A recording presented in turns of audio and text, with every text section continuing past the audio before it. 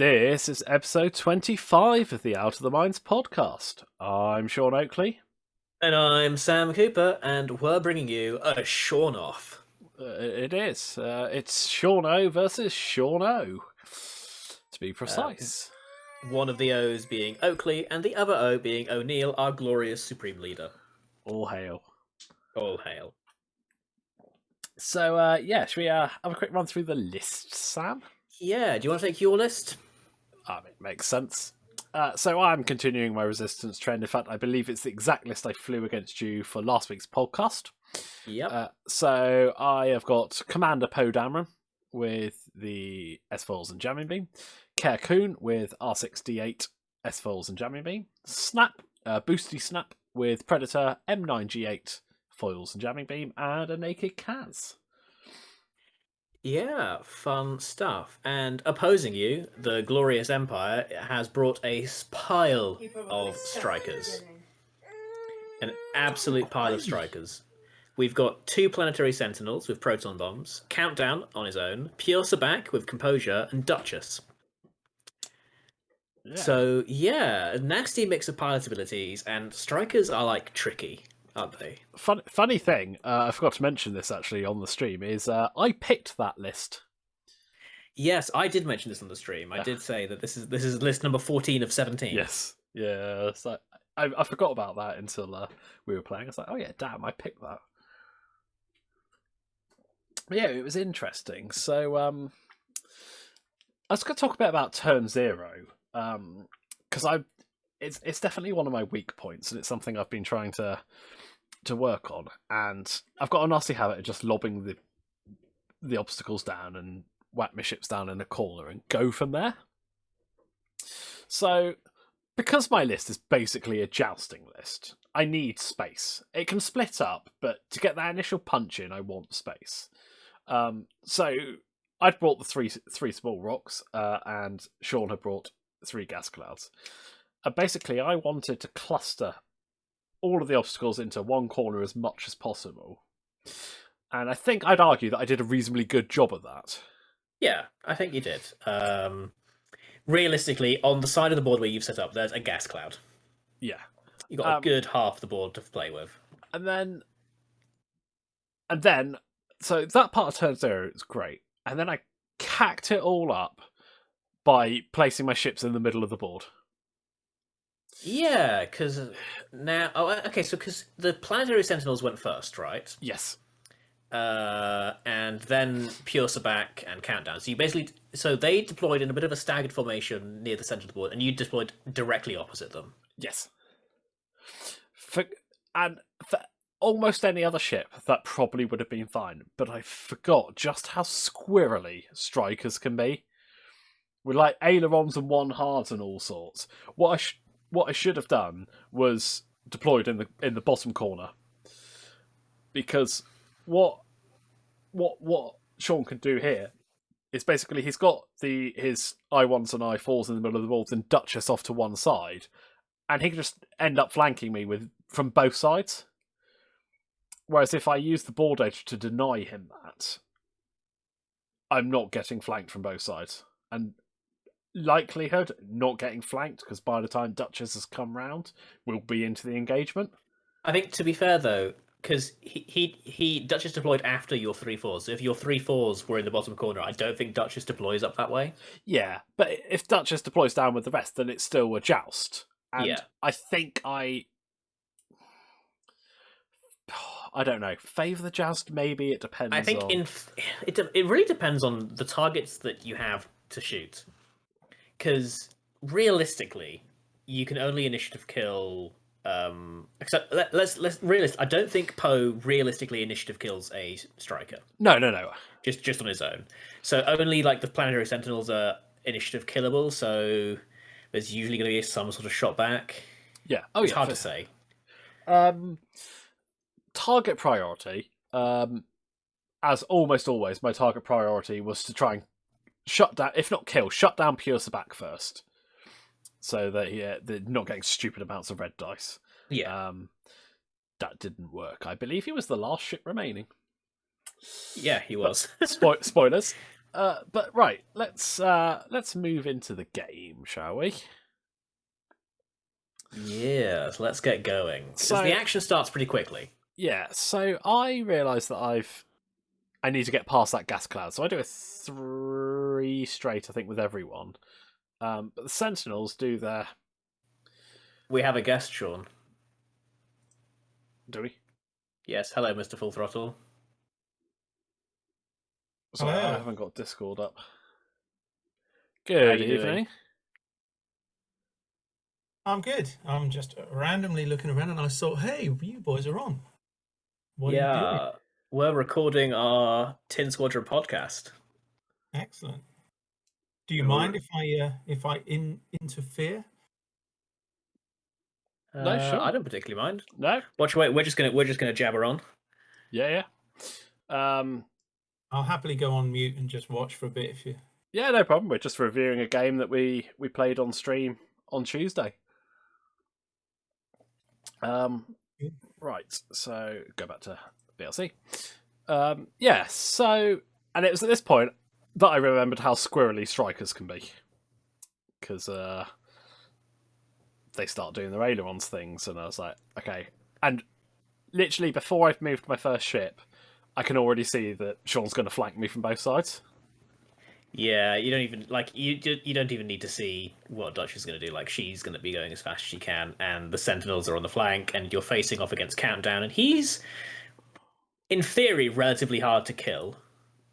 Yeah, He can usually blank. He can usually blank at least one attack, pretty much. So at this point, I was like, okay, I'm glad I've moved to 3 because it does give me options for going past the gas cloud and turning in on the Sentinels if I want to. So I do the 3. I lock with Snap for Kaz for his rerolls and then focus with everyone else. And then this phase, I was like, I was trying to make up my mind of who to go for. Obviously, if I can get Pulse back, great. I considered banking round the gas cloud to try and catch the Sentinels, because obviously I can initiative kill them. But I wasn't sure where they'd go and how squirrely they'd be. So I opted for I think 2 straight with most people. And actually I was reasonably happy with that in the end. Because I managed to get everyone onto Countdown in 2 bullseyes as well. Yeah, so this is sort of how you want to. I understood this because there's a snap boost in here, and it got you out of several arcs. Yeah, definitely got me out the 2 Sentinel arcs.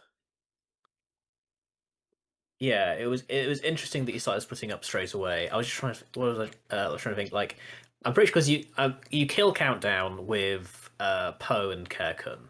Yeah, see, I didn't overly see that as splitting up. Because he's only boosted 1 straight, it doesn't take a lot to go. The T-70s and the Fireball just need to go 1 faster than Snap to bring them back into formation. But yeah, Countdown does use his ability on Poe's attack to just take 1 damage. Duchess rolls a single hit and gets evaded, and then the strikers start firing. Sabak does Sabak things. They all go to Kirkun and take Kirkun down to 3 hull, so half points already. Yes. But now it's your turn, and we start getting the insane crit train that was this game. Yes. So Countdown explodes. Yeah, pretty much. Care puts the 3 required onto Countdown, and Countdown explodes. So I go into Pierce back with Snap, but it's dodged. And I think Kaz whiffs as well. Yeah. Then I've got... Sorry, crack on. And then we got the 2 planetary sentinels. I believe both of them have shots into Kirkun. Yes. But I think only Red needs it. because Care is dead. Yep. And then I think, just plink off something, or maybe plinks off a damage off. I think maybe that one didn't look. It doesn't look like anything's happened. I see no shields off Poe, and Kaz hasn't taken a card, No, so the last one didn't do anything. No, I think Kaz managed to avoid that. Now, I have to admit, this game, I straight away missed the R5 because not being able to repair the damage card from setup meant that Kaz's ability wasn't online against the Sentinels. Because he's already got that one damage card. Yeah. I mean, I think that's kind of okay though. Yeah, like you're getting. I think getting Temin and Kirkwood is probably worth it. Yeah, I'd agree. Now it's funny. This turn, I'll be honest. I thought you were screwed. This turn, I so nearly thought, if he does a 1 bank and then a 1 hard and thinks I'm going fast and wants to sit behind me, I just do a 1 straight. I bump into the back of him. And I thought, no, that kind of seems a bit obvious. He'll expect me to do that. So he'll have done. I expected some boosts and then sloops behind. Right. Because with Poe being stressed, Poe's not turning around. And then the likelihood that I'm turning Snap and Kaz around without Poe is unlikely. So I thought if he does sloop in behind me, I want to try and basically disperse, get some distance. And unfortunately he doesn't. He does just do the ailerons 1 hard, and yeah, I was a little sad when that 3 bank actually cleared with Kaz. I mean, that was pretty much guaranteed to clear. Hello, John. But yeah, it's just sort of hoping to bump, get a shot. Was that him double guessing your move? You know, the obvious move was for you to expect him to sloop. Yeah, possibly. Sean's a very, very good player. I think one thing I know about Sean is he has always said that he doesn't actually think about where his opponent is going to go. He just thinks, where is the optimal position for me if I need to move next turn?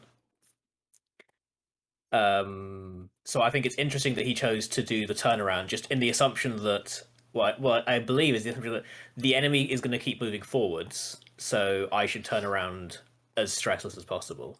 Is my guess. Yeah. But that wouldn't have worked if you'd have gone slow. So he must have thought you'd go fast because you were expecting the sloop. Yeah. So yeah, I end up. Kaz just slams away and tries to get out of dodge. Snap disappears with a 3 hard and a boost, trying to get some distance, and then takes a focus. Duchess works her way into a crazy position. I know how that went through. I'll never know. Poe does a 2 hard, and then I sadly remember that it's not trigger happy, and I haven't got an R4 on him. A little bit sad because I didn't think I'd get a shot, but I thought, if I just turn, don't get shot, take a target lock if I need to. Once he'd moved, I was like, okay, would have taken a focus to protect against Pure Sabak, but I was like, no R4. Whoops. But so yeah, Duchess goes into Kaz. Puts hit crit through. Yeah, it got 4 dice and many eyeballs, but that's the way it goes. Then Pure Sabak gets to pretend to be Dash for a turn. Now this is, I'm with you, Sam. That once it got to the shooting phase of this round, I thought I was screwed as well. I'm getting at least 1 shot into each of my ships with nothing in return. And then especially after Kaz is down to 2 health. Poe takes a shield. And luckily, the Sentinel into Snap wasn't a great shot, and I managed to evade it. But this is where Sean O'Neill, Mr. Empire, has a choice to make. Because the 3 resistance ships have scattered. Who does he go after, and how many people does he put into chasing each one? See, I'd think with 4 left, if I was in Sean's shoes, I'd probably split into 2 groups of 2. Yeah, I mean, my thought at the time was let Kaz do whatever he likes, ignore Kaz for the moment, try and corral the X-Wings on that half of the board. Yeah.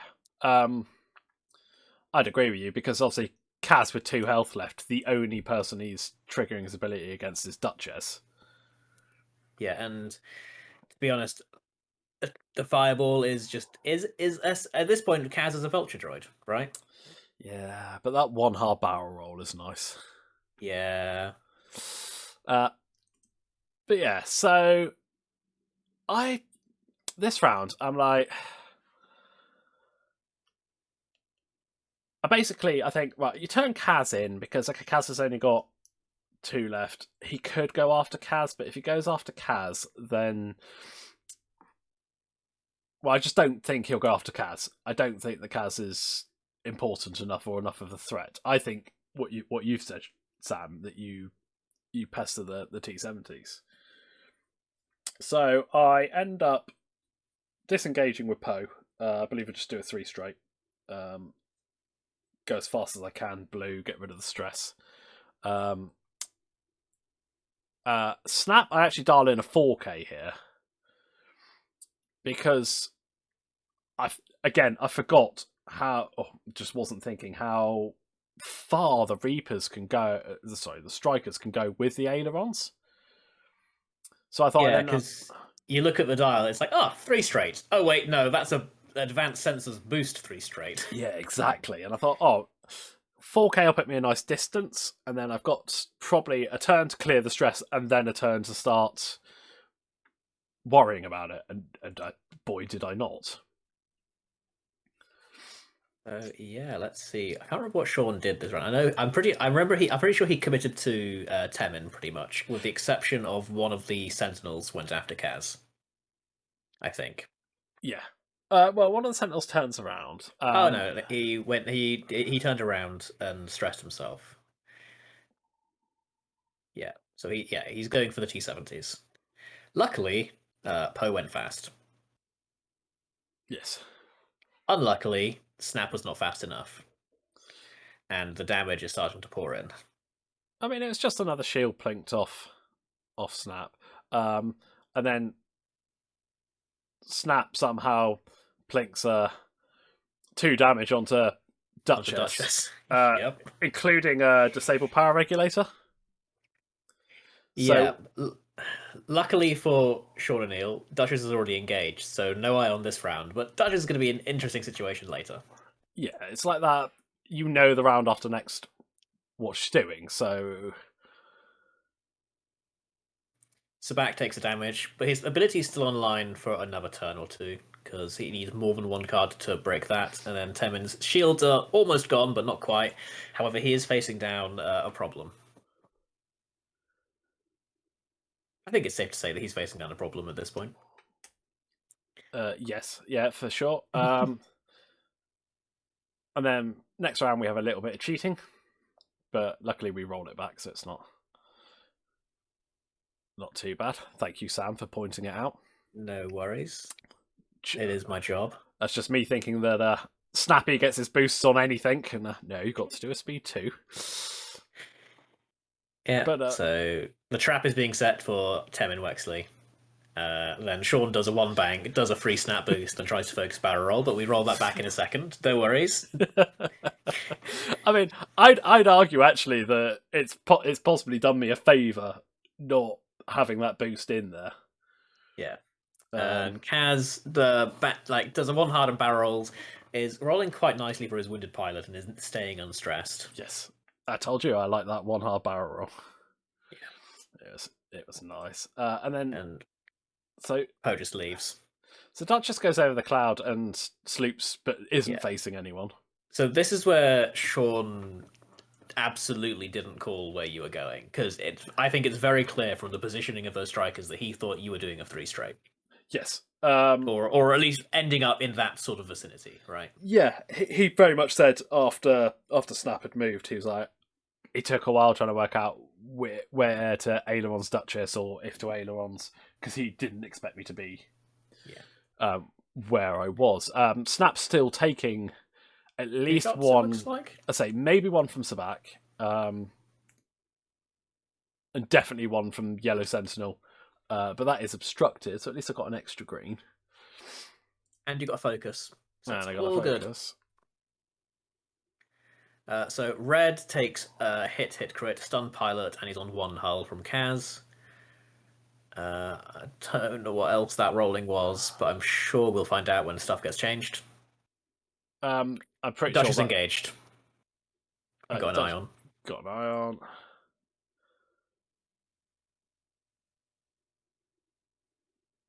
We appear to be in dials, so I'm guessing no one else had a shot. So that one must have been yellow shot that didn't do anything. And I'm pretty sure Sabak was out of range. Yeah. So yeah, it was just the two shots.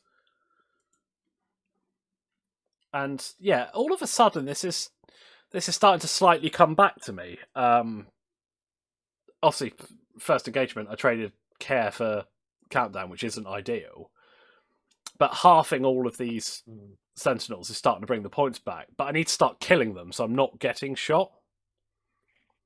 Yeah, so the Red Sentinel ailerons and does a sloop to try and get in behind Kaz. Doesn't drop a bomb, which I thought was quite interesting at the time. I think Sean might have forgotten he had them. Yeah, I mean, honestly, I forgot he had them, but I always forget bombs. It's a bad Achilles heel of mine. But I thought the sloop might be coming, as you will see in a second. You do a 1 hard, don't you? I do a 1 hard, because I thought it's either going to bump, or I should have the opportunity to barrel roll the other side of him. So the other Sentinel just does a 1 bang and a focus, clearing that stress. Sabak boosts and goes around and bumps into the back of the Sentinel. Kaz lands a nice little roll. Yep, no stress off the wounded pilot again. Snap just goes forward, clears the stress, but then focuses into a barrel roll again. Just takes him a little bit further away from pure Sabak, and I think out of Yellow's arc. Yep. And then in I5, Sean completes the holy trinity of strikers, forming a beautiful wedge formation as Duchess does a 1 straight into the back of Yellow Sentinel. We have a little trinity of strikers all in the same cluster. Shooting is happening. I think that was Kaz shooting. No, that was Poe, the long-range shot into red through the cloud, which did nothing. Duchess does nothing. Then we're on to Sabak, who does put the last shield off Temin, and finally the shot into the red striker is done from Kaz. Yeah, 2 through. And all of a sudden we're 3 on 3. Yeah. And then 3 on 3, and I've got Poe with 1 shield down, and Snap's still got 4 hull left. So that's actually quite nice for me. Duchess is on 2. Obviously, Sabak's still got 3 left, and the remaining Sentinel's got 4. But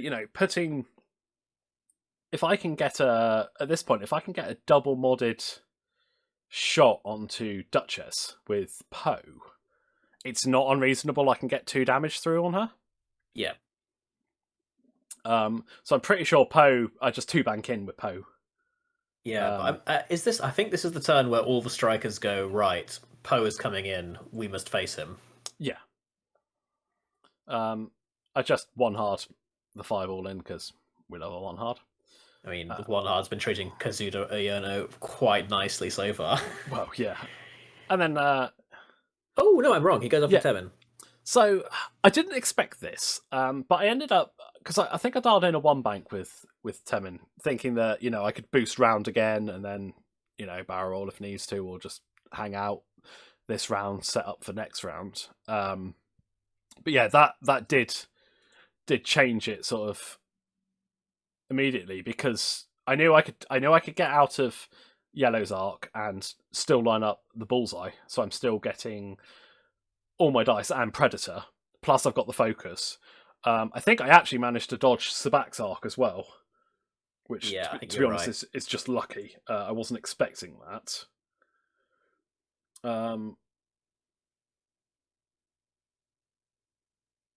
and then Duchess, bumps. So I end up What's with a What's hurting Sean here is a lot of the time he's getting no mods. Yeah. Like, even when he's getting shots. Like, so in hindsight, Temin running away through the... Like, you literally played Ace versus Swarm, like, standard. Like, you ran into the obstacles, and the Imperials had to work their way around them, and have not been doing very well at working around that gas cloud. Yeah. I mean, because I didn't expect Sean to chase Snap, because if it had just been one, especially like say Duchess, okay, yeah, fine, he'd chase all day. But the fact he's still got, at the time, four strikers left, you kind of want to keep them loose but together so that they can focus fire. And I didn't expect him to drag them through. Yeah. But yeah, Poe's managed to take a lock onto Duchess and then done his Commander Poe for a focus. So I got a double modded range 3 shot, and I convert to 3 hits, and Duchess rolls 1, 2 blanks. So there's the initiative kill. I think you're about to initiative kill the other Sentinel with Temin as well. Yeah, I have no right to do this. You had a focus and a reroll. Yeah, the 4 hits, okay, fine. Nice, maybe slightly above average, but not too much. But 2 blanks is below average. There should be 1 bit of paint on there, which would have saved him. Where's Heroic in the Empire when you need it? Yeah. But Drop those proton bombs, get disciplined. So all of a sudden it's 3-on-1.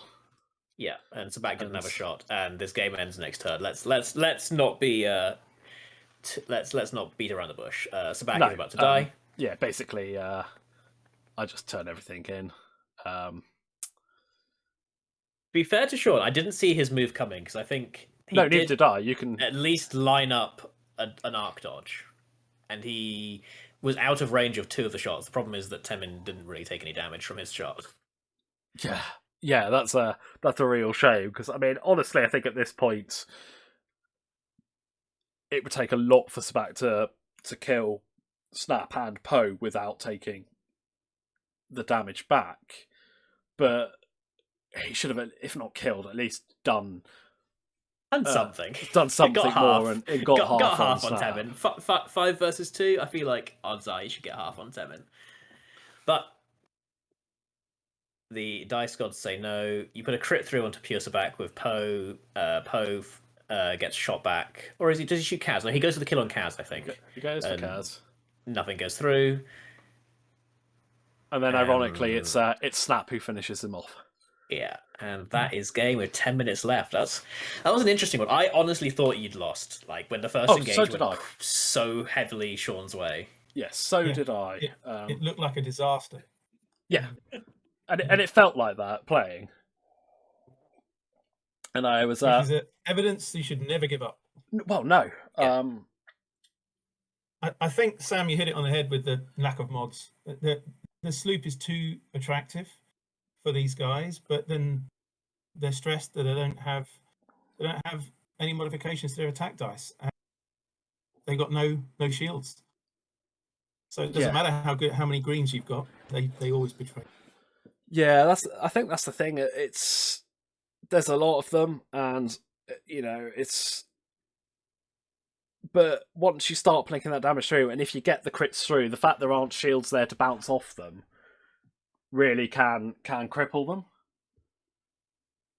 Yeah, it could be that's like the core difference between the lists. Like, yes, Sean, the Imperials did quite a lot of damage to Temin, but because you're taking it on shields, it's like it hurts, but until you're hitting the hull, you can usually just take it. Yeah, they're hard to fly as well. The strikers, those ailerons mess you up. Yeah, I have to admit it's probably beyond my skill. I'd end up flying over rocks and all sorts I mean, I know I'd want to give it a go. What I wonder would have made a difference is if you were debating this when the Poe and Temin were heading away, and you did the 4K with Temin. Yeah. if he'd have turned in on Kaz and focus fired, probably taken Kaz off the board while the two X-Wings were going all around the obstacles to come back around into the game, they would have had a chance to take out Kaz and then do their sloops and come at you full on. And that might have made a different game. Oh, I think so, because Snap ended up behind them, not getting shot at, and actually ended up putting quite a lot of damage through. So, yeah, taking him out would have made a massive difference. But yeah.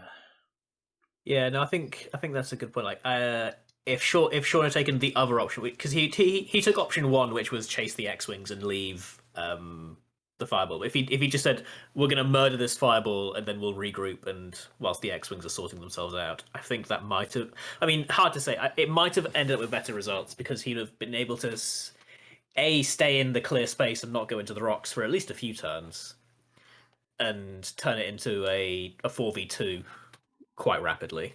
Well, that's it. And I also think that if Kaz had died,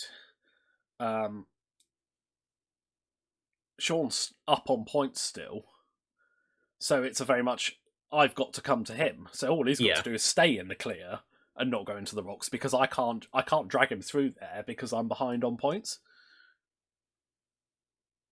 Yeah, but that's tournament thinking, Sean. This was stream game. That's fair. I mean, it was a league match, so. I mean, you've literally told me so many times that you don't care about the league. You can't say that. I must care about all my tournaments. But no. Right. So, on that note, we will wrap it up for this evening. So, massive shout out to everyone who listens. Thank you for all our unexpected guests. I say guest, John's gone. Yeah, John. We scared him off. We scared him off. It's all right. No, thanks. Thanks for the impromptu appearance. Thanks for your help in analysing the game. That was good. Thanks for allowing me to continue. Oh no, it's fine. We're always happy to have people on. So, announcements. We will be back next Tuesday. No, we won't. Yes, we will. No, we won't. We stream this Tuesday. Ignore me. I'll edit that bit out. We will be back a week Tuesday with another Tin stream. If any of you guys missed it, we've announced Tin Squadron's first online weekend event in the middle of January, the Tin Tourney. There's a link to the event page on our Facebook page. Anyone who's watching on YouTube, the top 2 in that will win a physical copy of the map you can see on screen.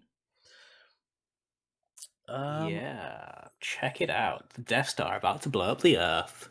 Yeah, I like the ominous Death Star. It's just peeking out. I think that's about it, isn't it? Yeah, I think that's it. I can't think of anything else to say. No. Maybe let the viewers know that after you told me that you'd got into Marvel at the end of last week's episode, I've apparently deep dived into it and spent a couple of $100. Well, that's your problem, not mine. Trust me, it's going to be a you problem. Actually, maybe it's more your wife's problem, not mine. She doesn't listen to the podcast, so she doesn't know how much I spent. Right, yeah. On that note, guys, we will wrap it up. So thank you very much. I'll just say goodbye from me. And goodbye from me. Enjoy your weekend, everyone. Ta-ta. Ta-ta.